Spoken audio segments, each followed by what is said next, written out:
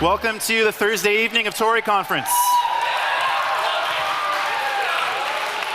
It's been an amazing conference so far. I know you guys have loved hearing from Skye Jethani, from Ruth Haley Barton, from our own Betsy Barber, and Phil Vischer. Who in here grew up with VeggieTales? Who's just got this aching in their soul for Larry the cucumber? It's my honor to invite you and welcome you to the kickoff event of Thoughtful Cinema. This is a new event series here at Biola, where we're going to be looking at and thinking about and talking about movies. My name's Evan Rosa. I'm the communications coordinator for the Center for Christian Thought. Thoughtful Cinema is a co-sponsored initiative between the Center for Christian Thought, the Center for Christianity, Culture, and the Arts, and the Cinema and Media Arts program here at Biola. And I wanted to take a moment to thank Gary Fisher and Greg Tenelsoff and Barry Kramis for their support of this event series. Now, I don't know about you, but when I go to the movies, I'm faced with this deep existential crisis. I'm given a dilemma. I've got two options here. I can go hot tamales. I can go buttered popcorn. And it's a dilemma because I know if I go hot tamales, I'm looking at a night of digestive vengeance. And if I go hot buttered popcorn, 3 cubic feet, I'm going to be asleep before the opening credits run. So why do we go to the movies anyway? It's not for the hot buttered popcorn. It's not for the hot tamales. We go to the movies because something about the combination of moving pictures and synchronized sound speaks into our souls, right? There's something about the medium of film that is transcendent. It approximates the human experience in a way that a book can't, right? And I'm a lover of books. But when I read a book, I know that I'm reading a book, unless it's a really good one. Maybe Flannery O'Connor or George MacDonald or something like that.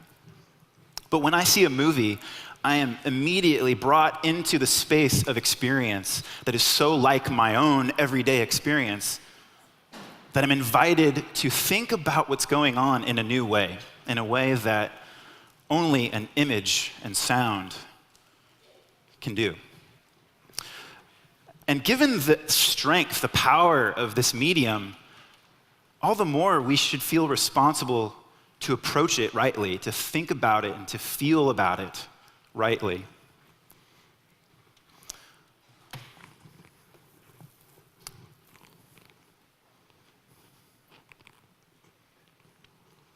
The transcendent in film. Just think about the power of videos gone viral, about a YouTube clip that might have changed your life. That sounds kind of strange, that a 3-minute YouTube clip of a guy dancing might infiltrate your psyche so much that you're dreaming about him. But movies are powerful, and so we must think about them rightly. Some examples. There are these moments in film that speak something deep to us. Well, this one's friendship. And you know, if you've read this book or seen this movie, there's something deep about the meaning of friendship that comes through. Or if you've seen this movie,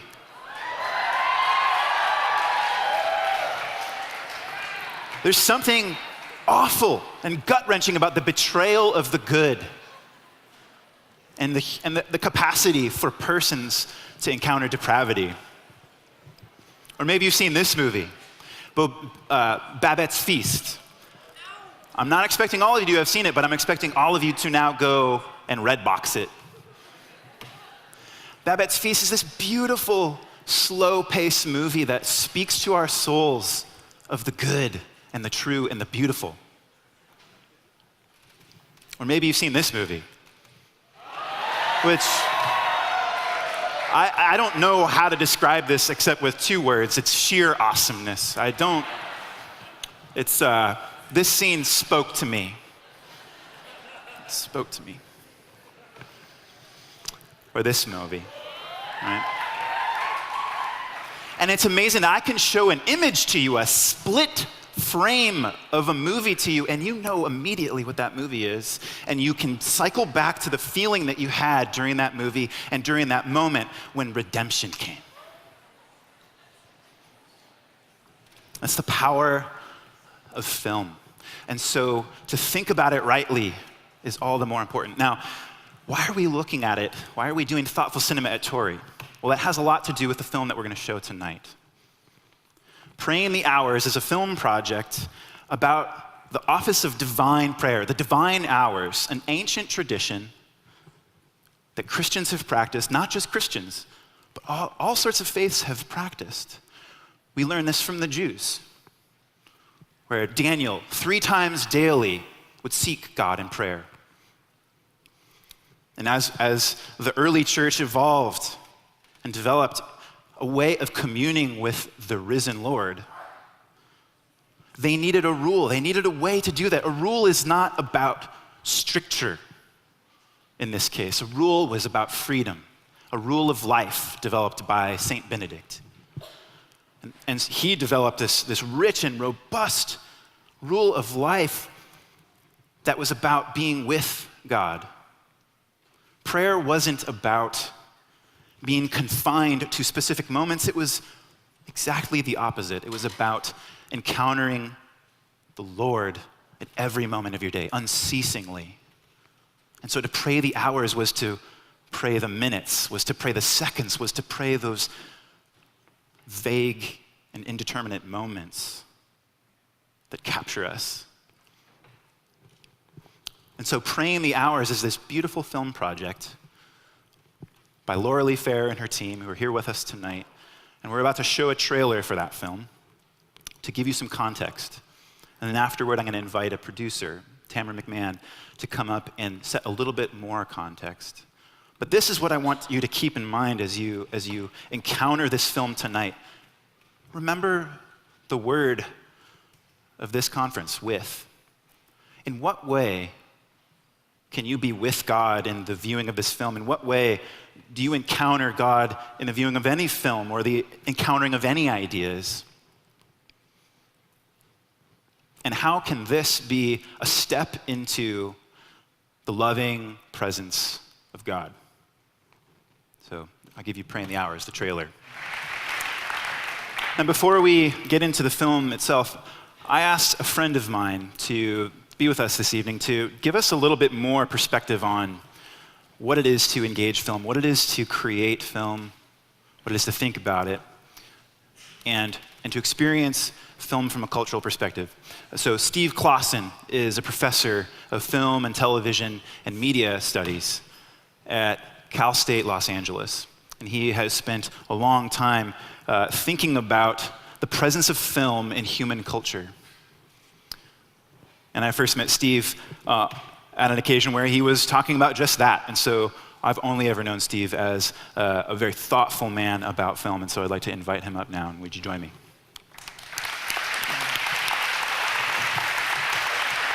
I'm going to get you. Music stand? Yeah.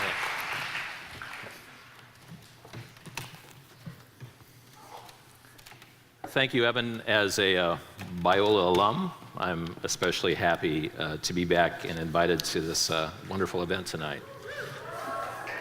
Yes, Biola alumni do exist. And I met one of the film crew who went to Cal State LA and is now working on projects like this. So it's wonderful to see Christians in this sphere of what I call and others call culture making. I want to just pull back from a very small focus, if you will, on a particular medium, on film or television or video, and talk for just 5 minutes about the larger concept that encompasses these activities, these practices in human life. It's one of the most complicated words in the English language. Some scholars say it's one of the 2 or 3 most complicated words in the English language. And the word is culture. What is it? How do we define it? And what's a Christian perspective on culture? How should we be thinking about it? British poet and critic Matthew Arnold, way back in the late 19th century, said that culture was to be a normative standard. It was to be a part of one's intellectual and spiritual development. Culture, in Arnold's words, was the very best that was known and the best that was said in the world. Culture was something that was brought from the educated to the uneducated. It was something that was to benefit people, to nourish and grow the individual. Culture in this sense was really to be the embodiment of a higher standard. Higher standards that would be used to indict and criticize popular expression and popular civilization for being too shallow, too coarse, too incomplete. So this was really, in many ways, a minority undertaking in the sense that culture was defined and managed by a few, by the educated and gifted, who were to act as guardians for society. More recently, this view of culture has been challenged. This view of culture as a standard of perfection, as something that should be preserved behind the velvet ropes at museums. And now we have notions of standard that are a culture that are much more expansive, much more inclusive. As Raymond Williams writes, culture now can be thought of as very much a part of the everyday. And I really welcome this refocus of the concept of culture, because rather than fighting battles over what constitutes real culture or cheap culture, what's culture and what is not culture, now we have productively encouraged people to think about the many activities that human beings undertake to make sense of, to make meaning of our world and our experience. So I embrace this conceptual emphasis in thinking about culture. It's one that says, to put it simply, culture is what we make of the world. Culture is about many things, but at the very center of it, the central activity of culture is meaning making. And if you remember nothing else from the comments I make tonight, please remember that. Culture is about meaning making. We make sense of the world by making something of the world. And we do this in poetry, we do this in writing, we do this in all forms of human expression. We certainly do it in the visual arts, such as film. Andy Crouch, who's a terrific Christian writer and has written about Christian engagement with culture, has written a book called Culture Making. Has anybody read this book? Should be required, I think, in the Biola curriculum. It's a book I really highly recommend. And in this book, in Culture Making, he makes the argument that I would just like to underline to you tonight, that we are made in the image of God, the Creator.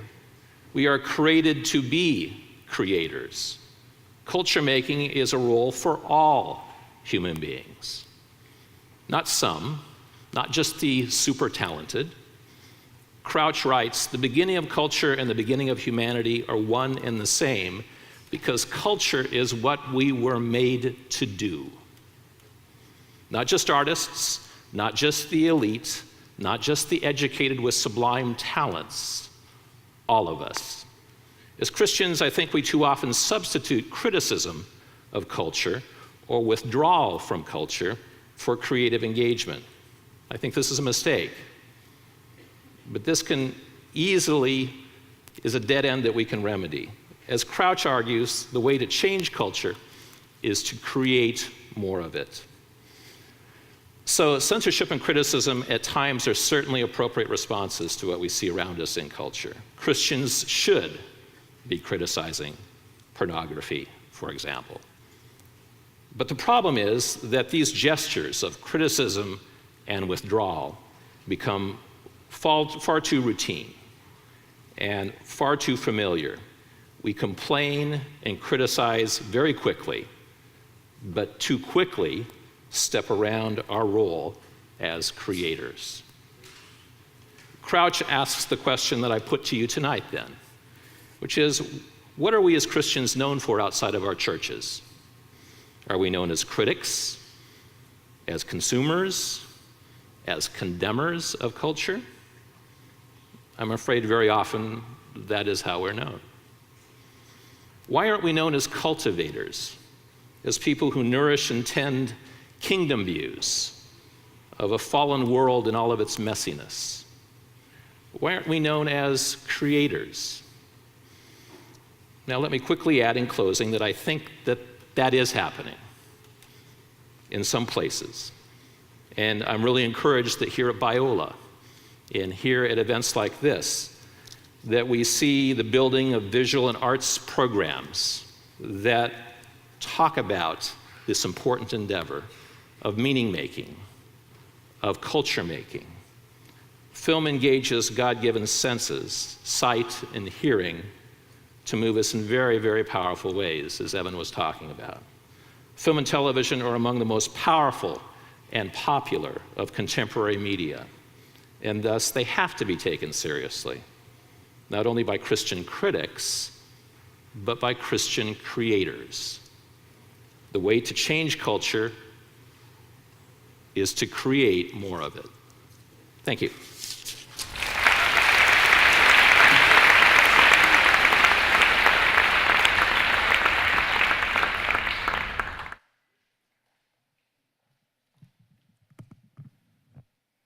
Good evening. On behalf of Burning Heart Productions, I want to thank Biola, Thoughtful Cinema, and Evan for having us. We're really happy to be here with you guys tonight, and especially in front of a large audience like this. This is great.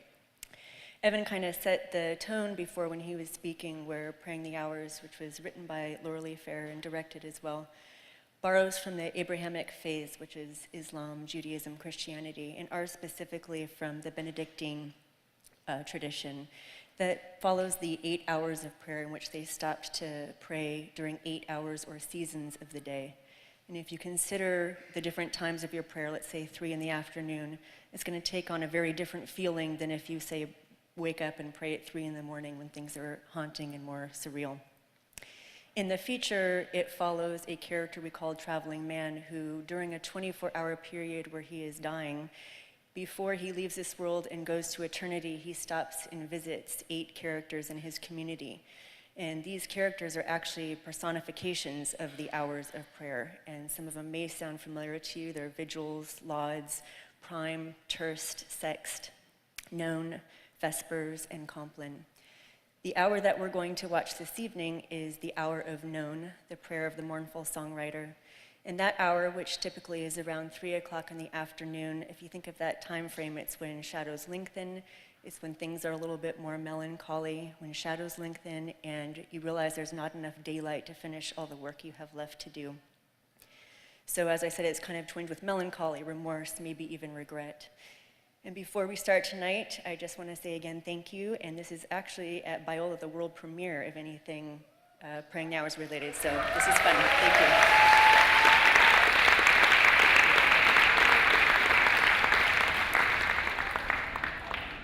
Let's take a minute to just stand up, and what I want you to do, we're just going to take a really fast stretch break. And during this stretch break, I want you to just turn to your neighbor, think about a word or 2 words that describes just your response right now, just your gut response to what just happened. So stand up, don't go anywhere. 15, 30 seconds, stretch it out. We're going to start thinking in a moment. Let's bring it back, everyone. Find your seat again.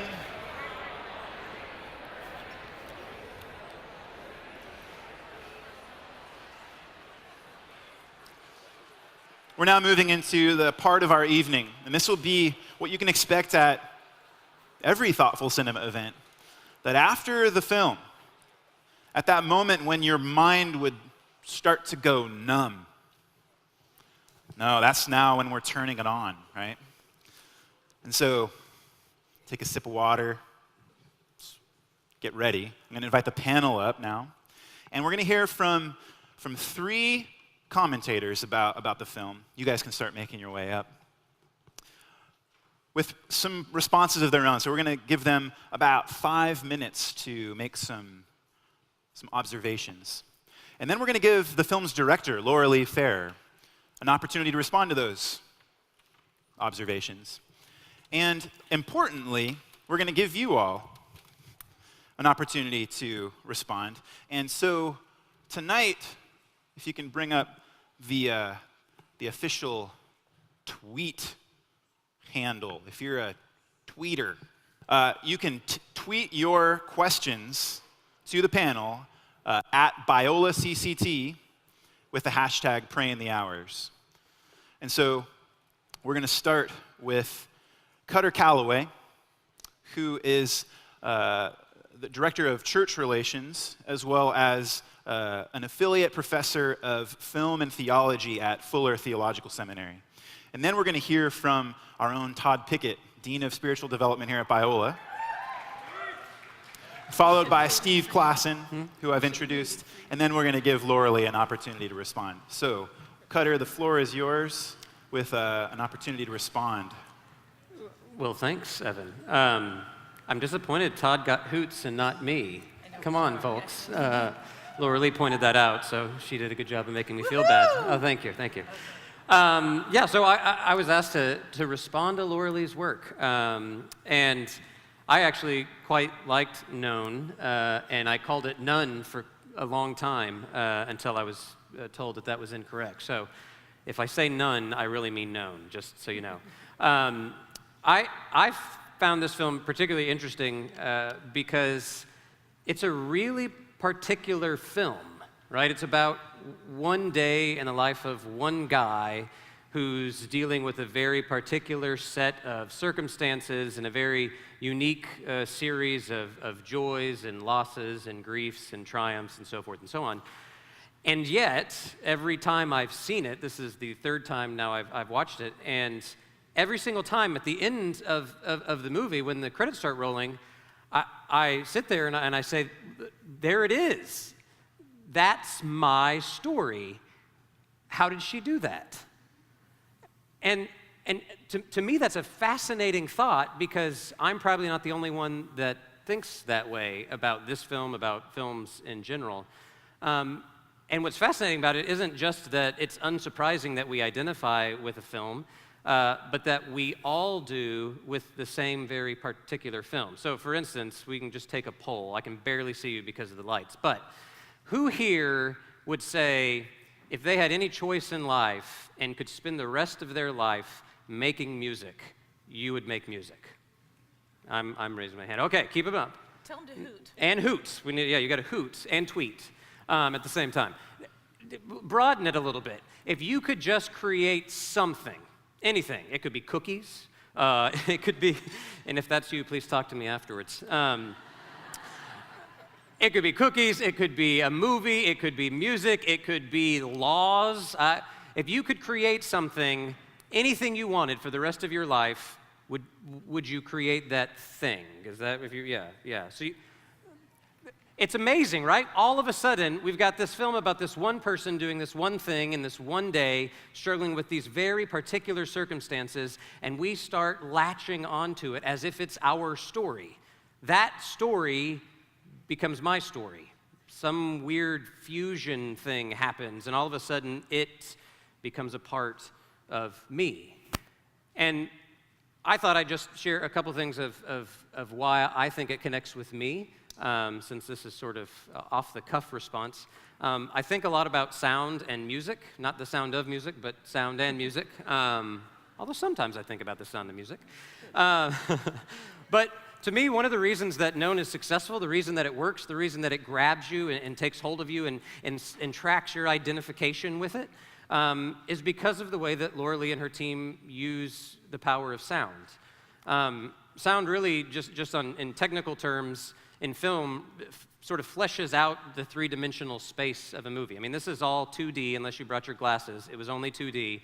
But if you recall the trailer, everybody around me, when the trailer came in and that sort of rush of winds overwhelmed the soundtrack, everyone was like, you know, they gasped. It was this physical, visceral, sensual thing that we all felt deep within us because the sound was fleshing out this space. It was opening up this space that we actually feel ourselves into.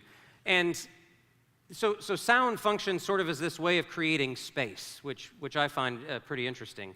But sound also, and this includes music and dialogue, it includes the sort of sound effects that you hear, also works symbolically, at least for me as I'm interacting with a film. And Known does this, and Lauralee's team does this, I think, intentionally. Maybe you can say it was totally unintentional. But depends on how smart I'm going to look. Okay. This is going to make you seem really smart, I guess. Yes, it was intentional. Absolutely. But you do this amazing thing where you're blurring the lines between the world of the characters and their story and our world as an audience. So, and you're kind of like, what on earth does that mean? Well, a couple examples. If you think about the songs, anybody like the songs? We got folk fans in the audience? Yeah, that's some pretty good stuff. I have like 4 of those songs in a loop in my office now. But those songs, sometimes we think they're actually being played. Other times we think maybe it's the soundtrack, right, the underscoring. Other times we can tell it's someone in the scene, the character's playing. Other times it's only something we're hearing, something that the protagonist is hearing maybe in his inner psyche or something. And all of a sudden, these lines between our world and their world become blurred. A bridge is sort of built. At other times, you think about the dialogue, the questions of where is God? God's distant, God's elusive. We can't tell if that's a narration, if that's voiceover, if that's internal dialogue, if that's just some random thought floating in the heavens. And it's really fascinating because as you start paying attention to how the sound works, it starts creating this ambiguity, this mystery, this openness that doesn't explain itself. It's just there. And it's an ambiguity and a mystery that we feel deep within ourselves, within our bodies, because we can't hear it without our bodies. And I think that for me anyway, that's why I connect with the film, because the sound creates this bridge, this fusion that really it opens up this affective or emotional space where I can see and feel and hear the whole of my life under a new set of metaphors that the film actually supplies for me. And if, it's just me talking, but I think all good art does that somehow. It doesn't give us advice. It doesn't give us answers to our burning questions. It nudges us. It urges us. It invites us to see the world with new eyes, to hear the world with new ears. And I think now I see the world differently because of that film, and that's my response. Thank you. Yeah. Sure. So, Todd, Pickett, what were your thoughts on? Where do you grab a film that you like? How do you talk about, where do you start talking about it? I think for me, when I see a film that I like, I guess I know it's a good film because I just start going in all kinds of directions. So I kind of have to figure out how to start thinking about it. So I was, my training's in literature, and so I sometimes find my way into figuring out why I like something through some kind of metaphor or motif. That's kind of my the thin edge of my thinking as I try and leverage some understanding of why it affected me. And I think what was powerful for me is this metaphor of frames. The mournful songwriter works at a framing shop.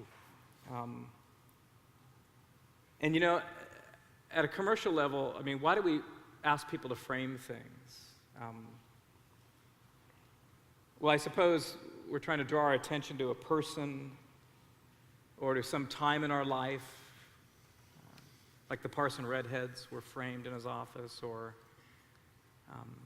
maybe even someone we lost. The girl who comes in is her boyfriend's father who died. So part of why we frame something is an attempt to kind of preserve something that was important to us, to celebrate it. But when you frame something, you put a boundary on it, right? You actually put a physical boundary on it. And so a frame kind of, it's both a celebration, but there's a little bit of grieving there, isn't it? Because you know that all those experiences, they can't last. These people don't ultimately last. They have a boundary on them. And so I think the film is melancholy and bittersweet because the whole idea of framing is both a celebration of life, but it's also acknowledge that life has boundaries. And I think for me, I think we partly grieve our own lives, right? Not just the lives of others, but as humans, we're finite, and time is always passing. We can't do everything at the same time. We can't live multiple versions of our lives. We always have to choose one road and not another road. We always have to be with some people and not other people. Choose one calling and not another. And of course, the mournful songwriter, that's part of the tension we feel in the film. He chose this life and not that life. So we all have kind of frames around us. We all know that there's, and the problem is we have infinite imaginations, right? We can imagine ourselves doing this or doing that. And I wish I could be with all the people of my life all the time. I wish I could move them all into my neighborhood. All the people from the past. And of course, I think that's what the mournful songwriter feels it's like. The song he's working on is that song about loneliness. Loneliness, the lyrics are, loneliness is how the spirit grows. So there's a loneliness. He sees the Parson Redheads and he wants them to be a part of his life, but his wife and his child, they're a part of his life. And so, but he knows his life has a frame. He's not God. He can't be omnipresent. He can't be infinite. And I guess for me, this kind of brings me to the actual hour that this film represents, this hour of noon, which is 3 o'clock in the afternoon. There's a writer named Kathleen Norris. She's a poet and a nonfiction writer. She wrote a book called Acedia and Me. And acedia is a kind of sin or experience that's kind of among used to be the 8 deadly sins or 8 deadly thoughts. And it was that thought that sudden feeling of the meaningless of life, a kind of depression, maybe a kind of boredom, a kind of listlessness, a kind of apathy that comes over us sometimes. When we settle into a particular place, we're doing the same thing day after day, life gets routine, and we just kind of fall into this depressive groove. And if you're a monk, you're doing the same thing every day. You're in the same place every day. And they talk about this temptation of you want to have another life, you want to have a different life, you want to have that person's life or that person's life, not your own life, not in the same place. And they said this temptation particularly comes on in the afternoon for some reason. The sun is hot, it's high, the land is still, and suddenly whatever you're doing seems irrelevant. And you want that life, you want that life. So the fact that his kind of longings, his desire to have all things present, and this whole question of, and of course you have the ghost of that person that apparently is in every film saying, you were the most talented one. What did you do with your life? And you're here. And he has these longings, and he's kind of experiencing that noonday temptation, like, I could have done that, I could have done that. And who does he have to forgive? Remember, he remembers his dad says, forgive everyone. Does he forgive himself? Does he need to forgive his family for holding him back? Does he need to forgive the Parson Redheads for leaving him behind? It just speaks to me. It's a powerful film because I think it represents some of the tensions, some of the longings. I love the song. Find us just a little more time.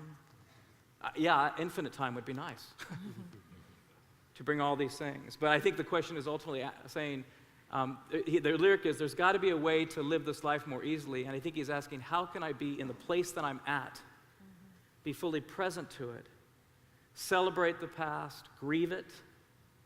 How can I make a life now? There's got to be a way to do this in the finitude and still celebrate it. So it's a meaningful film to me. Thanks, Lauralee. Thank you. Thanks, Todd. Thanks.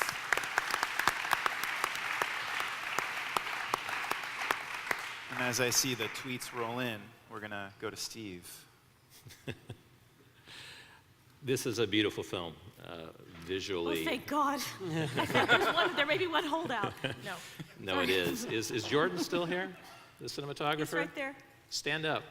Jordan was a student of mine at, give him a hand.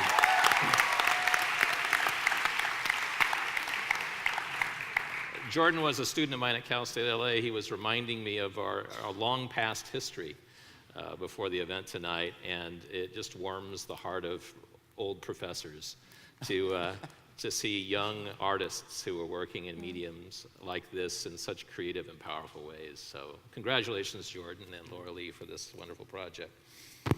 I also have a question, which is facial hair a prerequisite for male entrance into the arts these days? I think you have to have a beard to be a serious male artist these days, or a baseball player. You must have facial hair. So maybe it's coming back around. It is. Facial hair. Yeah. Or get with the times. maybe not. Or maybe not. Maybe we missed the loop. Huh?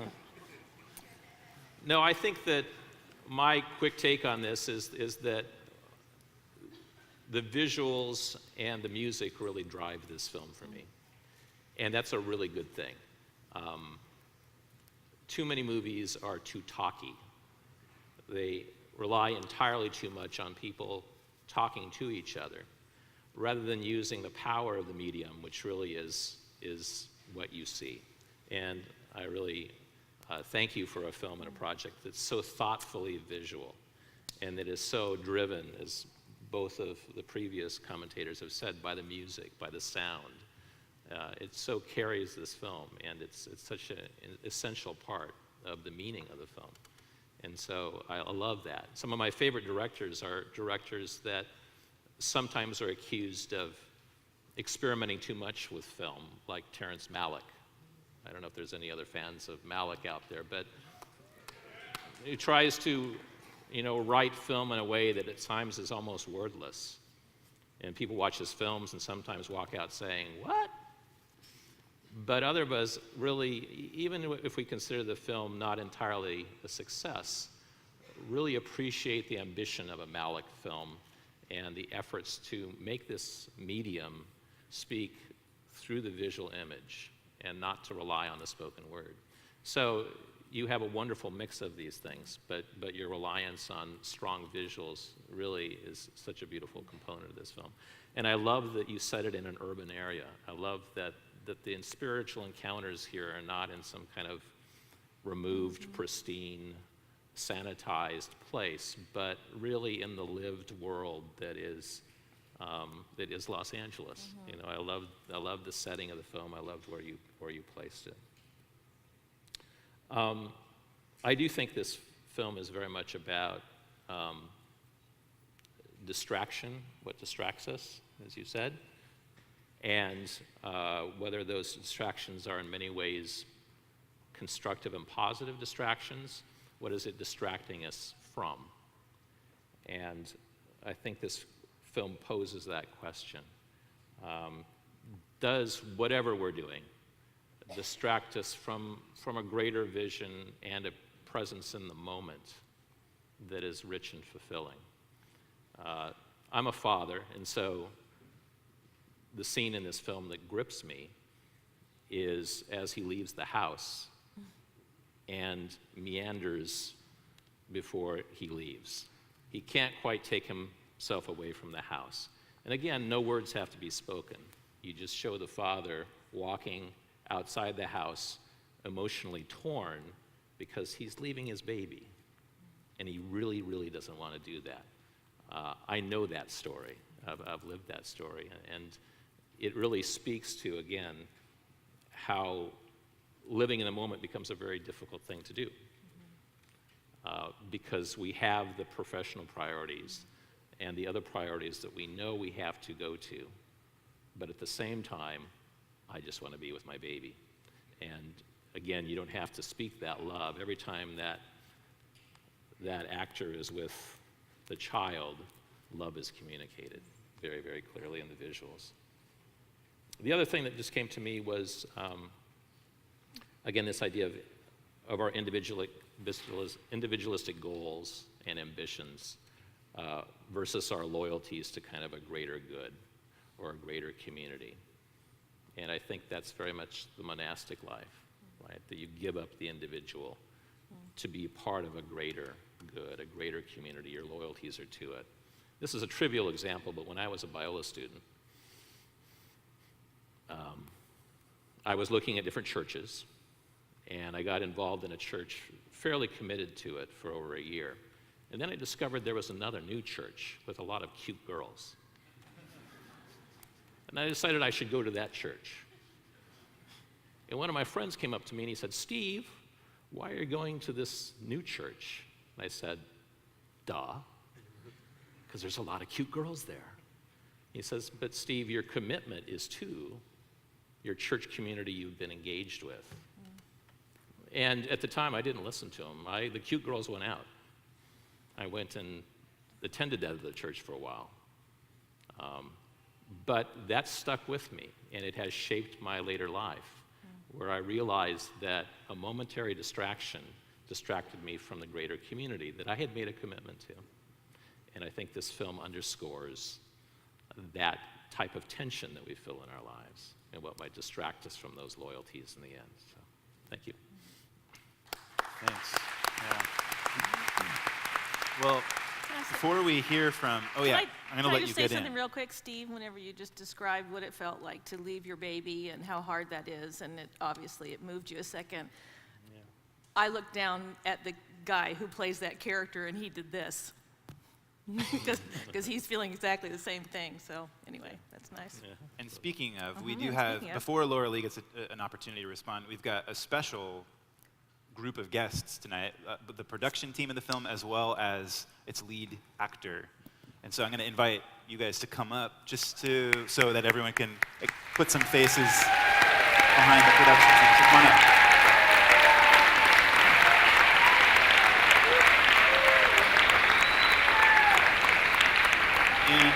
And Lauralee, if you want to just introduce the team. This is a special opportunity that we take seriously to think well about the film. You just get this, it's so much better to be connected to the people that created it. You have this special opportunity. So, Lauralee, if you can introduce everybody. Hi. Praying the Hours is a huge project, and as you noticed when you watch the credits go by, there are lots and lots and lots of names. But the majority of the core filmmakers happen to be here tonight, and one of the reasons for that is because we've been working on this for years, and it so happens that tonight's installment is the first time first showing of anything, as was mentioned earlier. So for us, it's a big deal. Tamara McMahon, as you know, this is my partner in Burning Heart Productions, and she's also one of the producers on this project. Aaron Paul Ballard, who plays the character of Known, whom you know and love already. What the heck, right? Is my nephew also. That's independent filmmaking at its best right there. Patrick Duff, who is our senior editor and also one of our co-producers, who I have to say just in this last week of time to get it ready for tonight, his 3 children have watched him sit at probably the same table when they've gone to bed at night and up in the morning, and so he's done a yeoman's job in that. Don't let me fall off the stair. Jordan McMahon, who hates this kind of thing, so I'm going to be quick, is one of the major cinematographers for the entire project. So one of the best cinematographers I've ever worked with, and Tamara's husband. Over here. Robert Bethke, Matt Webb, Ron Alchin are 3 of our core, well, I can't say our is our. Whenever we say our film, this is who we're talking about. 3 of our main producers, and it is my great privilege to know them. Good men all, and I will out them on this one thing. Whenever we have watched, back to you, Steve, whenever we have watched the screenings of rough cuts of this, these guys all have little ones, and each one of them have little girls, and every time, just crying like babies. And I'll say, really, these scenes with Beatrix, I don't think they're working. Oh, shut up, Lauralee, because they're just crying through the whole thing. Anyway, so it's our pleasure to be here, and my pleasure to have them on these days and all the rest that we have spent. So Let's thank him again.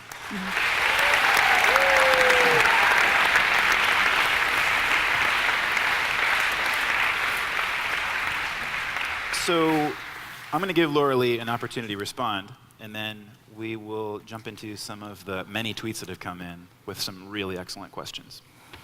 Well, I'm also thinking about, what you said earlier, Todd, that when something hits you, there are so many ways in to comment about that. And I think I'll just say something about what our intention was with making the film, this project, series of films, the way we are making it. So just to kind of make the setting for that, Praying the Hours Project is a 2-hour dramatic feature that tells the story of the traveling man, whom you saw briefly in this film, and as Tamara outlined earlier. And then there are 8 short films, most of which will be about this length, and each one of them is about an hour of the day of, an hour of prayer. What our intention is to identify the fact that to stop 8 times a day and acknowledge the presence of God is something that is so core in us, made in the image of God, that it's our belief that just to try to tell that story as simply and uncomplicatedly as possible, it will resonate with audience members just the way Kutter mentioned it would, or it might, because we believe that we are all made and tuned to the same presence of God in the world. So we really did want to do something that that wasn't overly talky. We're trying not to tell people what to think or what to believe. We really just wanted to, as I mentioned to Todd earlier today, we wanted to see what the hour, when we were filming it, see what the hour gave us. So we started out with a script, we started out with a storyline, but our team is very used to me saying that there are placeholders in the script, meaning the script may call for something, but when we are actually shooting, we may see something totally different that fits the hour. And one of the reasons that's important to us, we've made some really specific shooting and filmmaking choices here. What we have done is we are entering what is primarily like documentary circumstances, and we are taking a narrative and we are putting it in the center of those circumstances and telling the narrative in that space. So that means that all the cars you see and all the shops you see, those are all real shops, they're all in business. The artwork framing shop is a real shop. It continued to be in business while we were shooting there, and it is owned by my nephew, Aaron. So we intentionally, as I say, took a narrative, set it into the middle of a documentary circumstance because we wanted to allow the true life of that circumstance to give us its own personality, if that makes sense. So that may sound easy, it's actually very complicated to do. And as I've heard it said before, that you make a film 3 times. You make a film when you write it, you make a film when you shoot it, and you make a film when you edit it. And that's very specifically appropriate for this filmmaking process for us. And what that requires is that we are all really familiar with the hours of the day, what those hours feel like, what they mean, so everybody is on the qui-vive all the time, thinking, looking for what is the hour telling us, what does the light look like at this time of day, and nothing thrills me more than to hear one of our cinematographers say, oh, look at the light outside right now, it's perfect Vespers light. Or look at the light outside right now, it's perfect prime. And if all that happened out of this production was that gosh, how many Tamara people do we have involved, Matt? I don't know, hundreds of people now who have been involved in this project. If all that came of it was that those 100 people were able to say, look at the light right now, this is perfect light for terse, that would be very rewarding. I'll tell you a story that I told Todd before, and he's over there throwing the vibe at me. I'll give you an example of how that worked in this particular hour. In the script, we had written the idea. We wanted him to be constantly interrupted by jobs, which is good. It's his frame shop. He wants it to go well. We wanted the phone to always be ringing and everything taking him away from the possibility of him doing his music. So in the script, we had written this idea that just when he gets into his shop early enough to be thinking about his music, a woman knocks on the window and she has a framing emergency. Now, what exactly is a framing emergency? I don't know. So we were really burning on what was that going to be? So we thought, I know what we'll do. It'll be her boyfriend's birthday, and she'll be giving him a party that night, and she'll bring in a vintage rock and roll poster to ask him to frame. You know, she has to have it right away, and could you please do it for me now? And that would be awesome, because his heart is in music, and here he is, we get to see him framing this poster, this vintage rock and roll poster. Well, the woman who was going to play this character the night before we started shooting called me and she said, I'm really sorry, but I got a paying gig and I can't make it, and do you have any other options? I said, sure, don't worry about it, I'll work something out.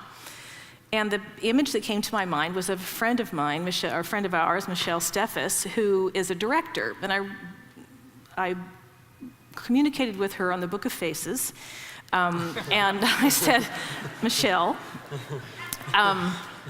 are you open tomorrow? I just lost an actress. Would you be willing to come? And she wrote back and she said, are you asking me to do it or asking me to refer actresses? I said, no, I keep seeing you in my mind playing this character.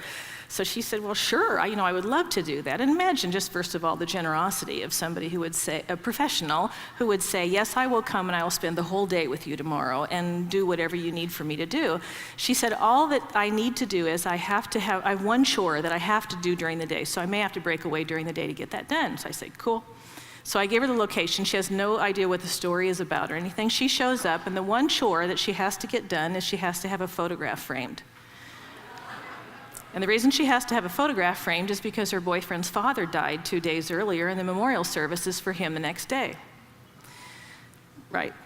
So I said, can we contact your boyfriend and ask him, now I know him, Joey, do you think he would feel okay if we actually filmed the framing of this photo? Unbeknownst to her, what I know about the hour of noon is that it is the hour when the monks go into their cells alone and they pray for a holy death. So here we are, we have this character framing the photograph of a man who has just died. I mean, he literally is looking at eternity right here. And to hearken back to your beautiful observation, putting a frame on this person's life. So she called Joey and he said he would be honored, and so the movie just shifted from that moment over to the direction of Aaron, or the character of Known, framing this picture for a memorial service the following day. That's what I mean by saying that we are trying to always be attuned. I mean, that would just came up and slapped us in the face, but always be attuned to what is the hour telling us about itself. And essentially, I hope this doesn't feel too meta-layery, but what we're trying to do is be in the moment of shooting that hour. As filmmakers, we are like monks, stopping 8 times a day and trying to acknowledge the presence of God, and trying then to capture that presence in a way that is simple and uncomplicated on screen, so that viewers can see something, it can resonate in some place in themselves. So. Wonderful. I'm just going to, yeah, thank you.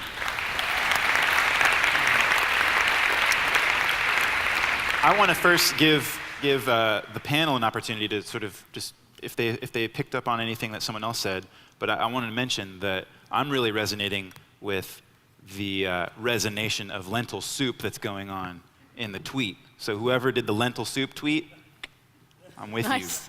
you. So, It an was opportunity really though. lentil soup. In the script, we had written split. No, I'm kidding. I'm joking. So any engagement, any points that you wanted to pick up on? Yeah, I thought it was interesting, the Malick reference, especially for the trailer, feels ambitious like a Malick film. And it'd be interesting to hear how frustrated your actors would or wouldn't get with you, or, in terms of their positioning in your shots and things. Well, he's leaving right now, so that tells you how frustrated. That really upset him. But you had said that people like Malick, they don't waste the film, but something like it's a waste, I think is what you had said, even though they're trying for something ambitious. But it actually strikes me that sort of liturgical expressions, the prayer, if you really think about it in terms of the world's economy, prayer, worship, any of that, is a complete and absolute waste of time. And that is exactly why it's beautiful. Because it's detached from this sort of commercial exchange, and it's saying there's this other time. And I don't know if you can comment on that or think about what kind of spaces, especially since you're always pressed for time, and you got this shot and you've got to do it now, and you've got 1 hour to get everything done. How do you balance that in terms of what you're trying to produce and how you actually go about doing it? Yeah.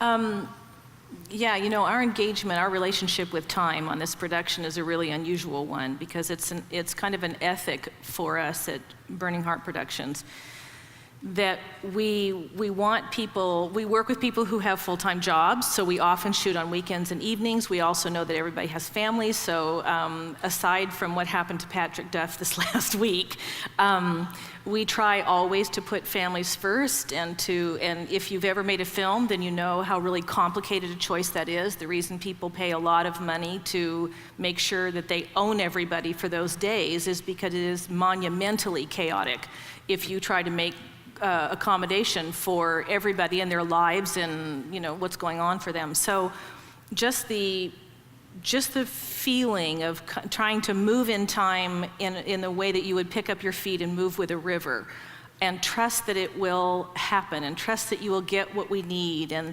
trust that if we make a choice that we feel is a sacred choice, that it will come back to us later, and that we'll end up with telling the story that we meant to tell. There are a couple places in the film where we had originally written dialogue or voiceover, and we did specifically shoot it in such a way. Every time we shoot a scene that has dialogue, we shoot the dialogue and then we shoot the entire scene with no dialogue, because we may want to let it play out that way. We also may want to let it play out that you hear someone talking but you don't see their lips moving. All that's intentional on our part. And it's intentional because what we want to do is fracture those moments just enough so that you're engaged, you're not sure if you're hearing inside somebody's head. You made a comment about that earlier. But there's a section in this film in particular where Known is making the frame for his customer, and it's just silence. It's just him making the frame, and the traveling man is there. The traveling man, of course, represents a true person in his life, but he is also crossing over from this life to the next. So he sees things from the perspective of eternity. So he sees Known's life in a completely different way than he would have seen it before. And those quiet moments of them making the frame together, it's not the kind of thing that it's the kind of stuff you'd normally cut from a film. It's languid, it's long, it's easy to, you're gonna start looking at your watch and checking your mail or whatever, or maybe, how long is it gonna take you to make a frame? Maybe I have time to jump up and go to the bathroom, come back, and not miss anything. But all of that happens at the hour of Known between the two of them, and that is the prayerful hour. So it is the hour of stopping long enough. One of the tenets, as you would know, of the Benedictine hours of prayer is the idea of putting your tools down, of stopping long enough to acknowledge the presence of God. So even though we got very lovely and helpful feedback from other filmmaker friends, which is always, always required if there are any filmmakers in the audience, building up your community of friends so that they speak into your work is just crucially important. There were many of them who said, that whole long section where he's pasting up posters, or the whole long section where they're making the frames, that probably you can probably cut that down by half. And there were times when we knew that they were right, and times when we knew, no, this is what we're trying to do, is to tell a story that allows you to engage in the time of it. So, I'm going to interject with a tweet from Samantha Plump. Is this film more about the sadness of giving up dreams, or the happiness of appreciating family overall? And I had a similar question about, is this really about a mournful hour, or is there some joy in that final moment of completing the song for his family? I am not going to answer that question. Maybe one of you guys would answer the question. I was going to ask you a question that you answered, which is how did you decide to basically script these kind of inner dialogues within the main characters, and this idea that you shot with dialogue and then shot without Right. is very interesting. Yeah, and then recorded voiceover as well. I don't mean to throw off Samantha. Samantha, wasn't it? It was Samantha, yeah. Samantha. And Steve The will come reason back I to said you. I'm not going to answer that question is I'm sort of joking when I say that. I feel like the film is our answer to that question. That the hour of known is an hour when you are melancholy because you see that there are only a couple of hours left to the day, and you know that there's no way you can complete all that you had in mind. And if you haven't intuited this by now, in the sense of the hours, the arc of a day is like the arc of a life, and it's like the arc of a year, and then also of a life. So you could actually say I'm in the known season of my life, so to speak, and it would hold all the way down to this, this unit. So the hour of known is both of those things. It is the hour of melancholy, not moving from one to the other, but holding both of them at the same time. So the answer to both is yes. It is an hour of melancholy, yes, and it is an hour, yes. I mean, from my perspective, but I'm 56 years old, so I see the hour of known in a completely different way than I did when I was in the center of it. But from my perspective, this character has everything. He has music, he has his friends, he has his work, he loves his work, he's got this family, and he's got this lovely little child, And I don't know if this is noticeable to you, but one of the ways that we made a choice that would not be a normal filmmaker choice, when he is at the gig, the Duttery is as the place is called, when he's there and he's answering his phone and he's thinking in his mind images of his little girl who was waiting for him, we show this image of his daughter standing in the window waiting for him, and that image was shot a year later. So she is a year older in that image than she is anywhere else in the film. That was one of those things that was given to us. We didn't do that on purpose. We went back a year later to shoot more B-roll because we didn't have enough. And at one point, we weren't sure whether or not it would be okay to use that photo. And in our minds, it felt like the perfect moment of saying, that is what is passing right there. He looked in the window and she was 1, and he looked in the window and she was 2. Wow. So, yes, I have no idea what the question. Oh, that's right. Back to Samantha. That's great. That's great. So the answer is yes to both, and I'm glad that's her question because that means she got the film. There were plenty of questions about scripting, and so I think Steve's question is a relevant one. Steve, maybe you could just rephrase that so we can catch up with that. Well, I think she's addressed it, but could you talk a little bit more about scripting Traveling Man? Because clearly this is a figure that I sense you want to use with some reserve. You don't want him to be framing too much of the film's narrative. You want him to be passing through these scenes. And It's so tricky. It's tricky because with the Traveling Man, who's played by the wonderful Christopher Min, you'll hear directors say that so much in the film is about casting. And in this particular case, the character of the Traveling Man is based on someone who was a member of our community who was hit by a car and killed. And the last time I saw him, he asked me, when are we going to start shooting Praying the Hours? So it was intentional that he was going to be part of this project. When he died, it became clear to me that the way he was going to become part of the project was that he would literally be the glue. He'd be I forget the screenplay name of it, but anyway, the traveling hero, so to speak. So we knew that this would be the character who would be observing all of these community members from the perspective of eternity, but that can be really heavy-handed. So every time we would have him talk, it'd be like it'd come out like Yoda, and it'd feel so heavy and intense. On the other hand, we didn't want a character that was constantly just pondering, just that's what we're going to do in eternity, is ponder all the time. So it was something between those two things, and again, this idea of shooting 3 ways, of shooting the voiceover, shooting the people, giving the dialogue, and then shooting them without any dialogue at all, gives us the opportunity to make choices for how much we use and how much we need and how much we don't need. And we found, specifically Patrick and I found that as we were cutting together Traveling Man, we cut out more and more and more of his dialogue because it just wasn't necessary. And that's a lovely thing to have happen, unless you cut so much of it that that you end up making it so obscure that people don't understand what you're talking about. So. Yeah, I'm anxious to. I'm anxious, of course, to see the other hours. So especially am with regard to. We're not even through I shooting, bet you're more by the anxious way. than I am, but I am anxious too.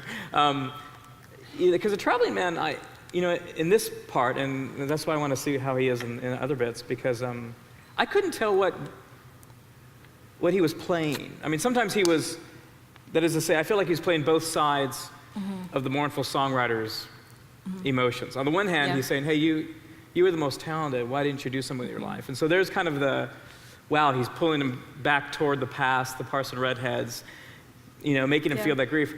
But then later on, when his family calls, he slides the phone over to him. Yeah. And now he's playing that family. He says, no, this is your life. Yeah. So I'm curious if he's going to play, if he's going to kind of represent the tensions all the way through the hours. You don't have to answer that, but. It's it'd be my pleasure to answer it. It's our desire in every case with the stories that the traveling man, again, he's crossing over from one life to the next, so that the traveling man has an epiphany at the same moment that the character has an epiphany, and that they actually engage each other. So when the traveling man has an epiphany that, oh, aha, he hasn't left his music behind. Here he is writing this lovely song about loneliness, and furthermore, he has come to the conclusion that loneliness is how the spirit grows. That's a beautiful line. So, a traveling man has this aha, I see his life is full, and the family is a very important part of that. So it's a change for him whenever he pushes the phone over to Known. And that's right in the center of Known, writing a song about loneliness, picking up his phone and seeing his daughter and dropping all of that and going to see her. So our hope is that in each one of the hours we have this epiphanal moment for both of them that Traveling Man can actually, in our minds as we're writing, it's Traveling Man, he helps to facilitate the epiphany of the character. And then his work is done. That's why he's gone the next time you see the rooftop. So it's like the Greek chorus. Yeah, I hope we can pull it off. But yes, that's our intention. Nice. Here's a comment from Ashley Fox. We frame things to preserve, mourn, and celebrate memories that we cannot get back. And that's related to another comment from C.J. Clark, who's asking about the actual practice of the divine hours. And it's related insofar as when we frame a memory that we can't get back, we see Known in the hour and in certain moments sort of face to face with the images of those memories, face to face with the image of the traveling man, his friend. And we all face these sort of things. That's the source of a lot of mourning and suffering. So for the panel, how do we get into this particular hour with certain practices? What practices, spiritually speaking, and practically speaking, can we engage to grow, to be distant from God in a way that we become closer to Him and present with Him? Open to the panel. Well, I love, Lauralee, right before we came up, you told me that anecdote about, you told me that information that I didn't remember about the hour of Known being a time in which one imagines their death. I think one kind of has to die to their desire to be infinite, to have all things, to be all places, to measure our value by our ascent. Could he have ascended musically? Could he have become great? That's how we're taught to feel about ourselves, is if I become great in some very conspicuous way. And I think part of accepting your value as God's child is having to die a little bit to demanding the value from your performance. I almost feel like there's a little bit of freedom when he leaves. What's the name of the performance place? The Duddery, that's called. The Duddery. Yeah, it's when he's walking back, there's almost a little, in a step, a little bit of freedom. Like, he appreciated that time with the Parson Redheads, he's dying a little bit to that as the measure of his identity. And he's going back to that audience of two, his wife and his child, instead of the audience of 1,000 or 100. And so I think, and when he says loneliness makes the spirit grow, I think loneliness is kind of having come face to face with giving up, being celebrated. Yeah. And solitude, therefore, is a kind of spiritual practice that is occasionally good for us so we can die to the dreams of our huge self. Yeah. And say, God, do you actually enjoy me?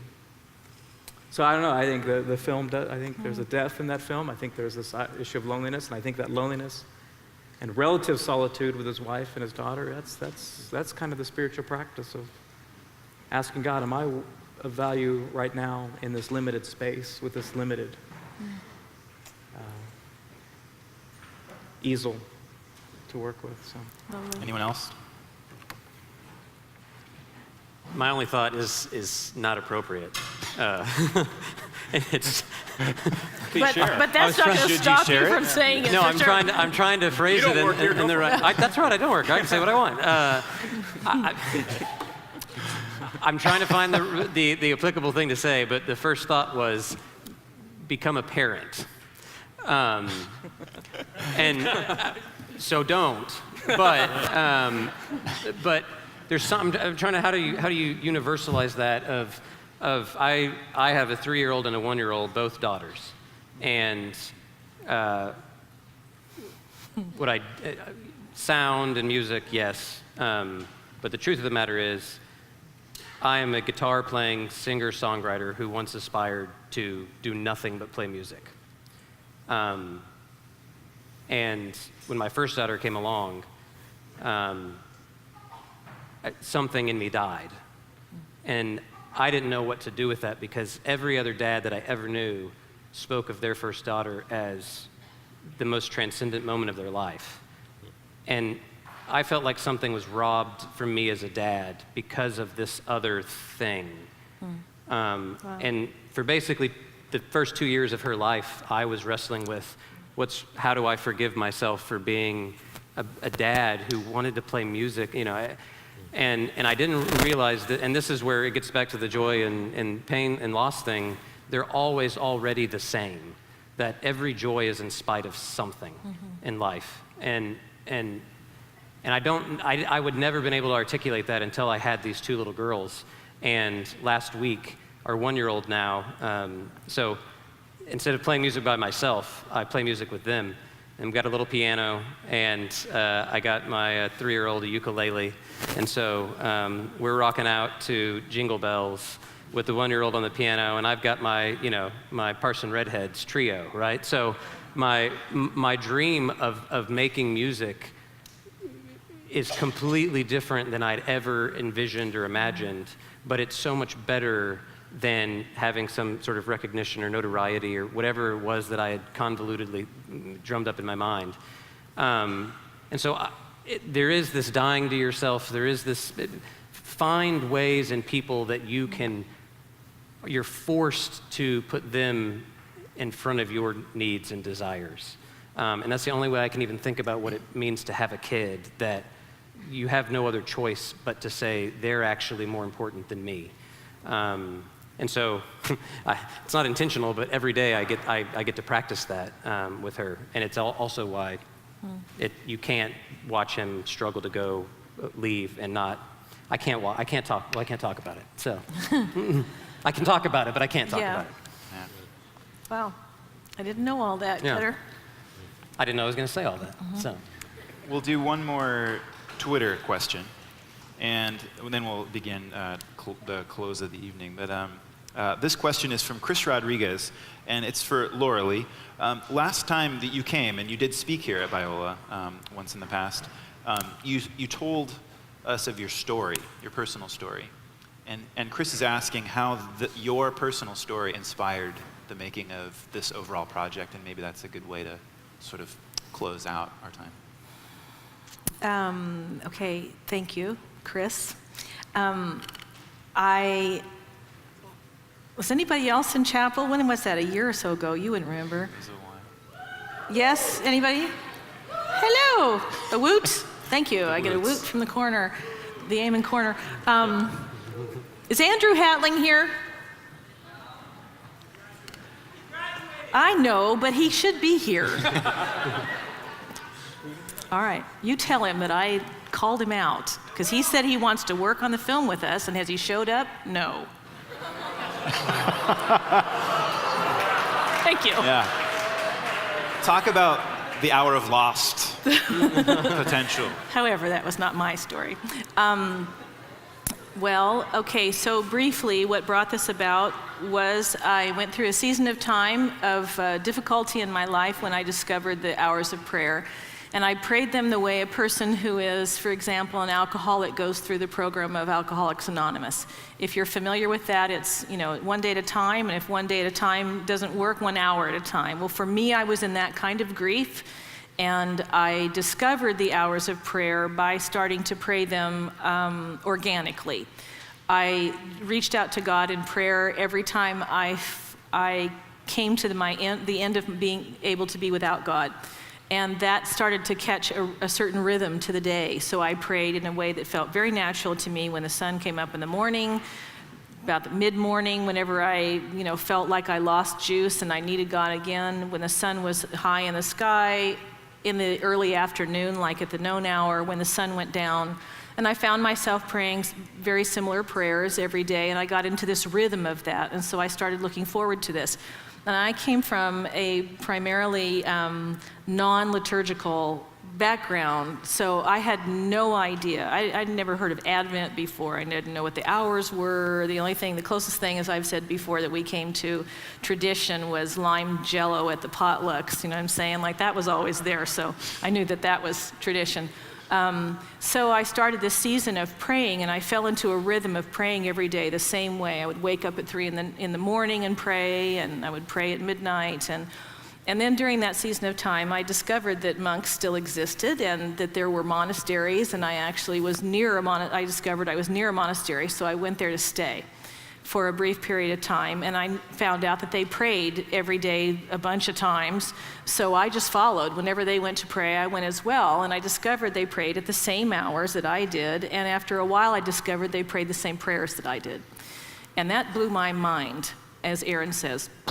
I thought I had stumbled on some bizarre mystery. And looking back and deeper into it, it is, of course, a mystery. But the mystery is not that the monks and I were praying the same prayers. The mystery is that those prayers are embedded in the earth. They are embedded in the way that the sun and the moon move in the sky. They are embedded in the way we are made in the image of God. And we are tuned to do this. We are tuned to be reminded of God in the world around us constantly like this. And when I discovered that, I thought, okay, if that is true, I'd like to have a little experiment. I would like to take those personalities of the hours, turn them into characters, and write very simple stories about those characters without preaching to anybody about any of it, and see if it resonates for other people. Or will that be taking the idea too far away from my own discovery, if that makes sense? And so that's what we have done with this project, is an attempt to try to tap into something that is deeply connected to being made in the image of God in such a way, it's my own personal belief, that every human being is made in the image of God. So we are ambitiously, I guess you could say, trying to make a project that would resonate, if we do it well, with any human being. So, did I answer the question? Absolutely, Sorry, I went off my own thing Wonderful. there, but thank you, Chris, for remembering. Well, I think with that, we should give our panelists a hand. Thank you.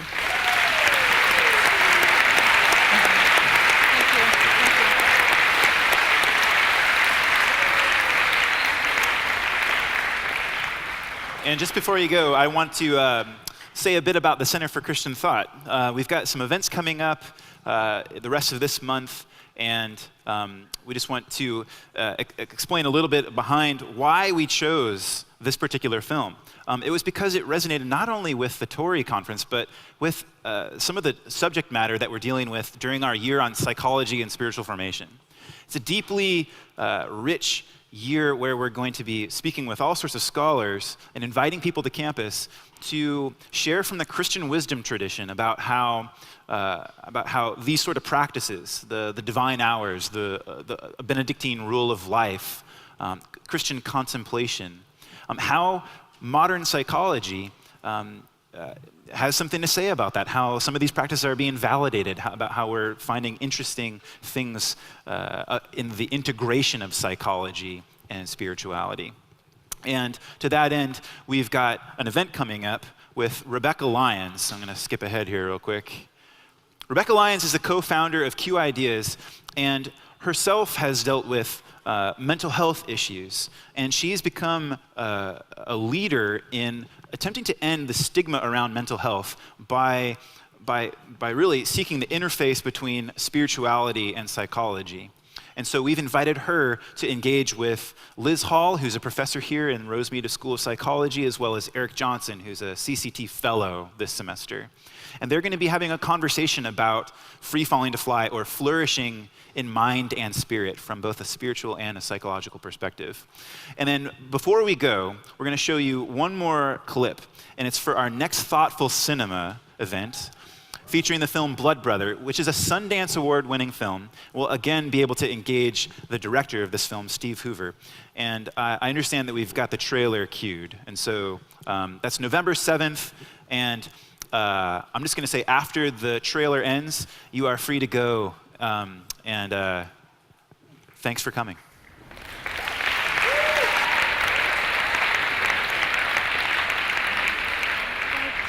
Kids call me Rocky, and Ana basically means big brother.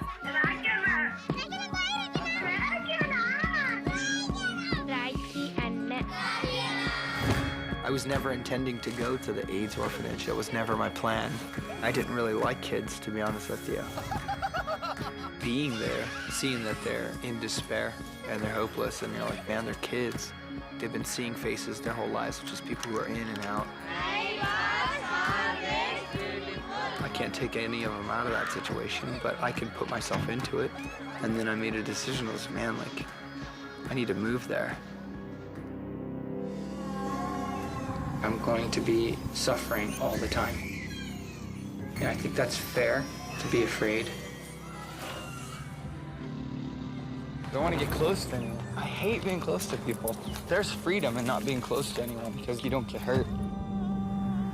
There's like a sense of madness that comes with loving things that can come and go from your life. Especially when you lose people that you planned on loving long term. Just crazy that you could be trying to do something good and be met with so much opposition. I think every man or every woman, they want their life to count. Even when I was working at many of my different jobs that I've worked, at the end of the day, I was like, man, this is so meaningless. You know, I was making lots of money, but if I died, like I wasn't making an impact on anything, really. That bothered me. I don't know. I feel like sometimes people just think I'm crazy. Times like that, I feel really alone.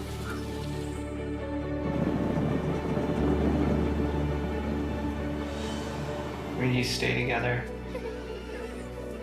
you work together, you fight together, you cry together. Hopefully you die together.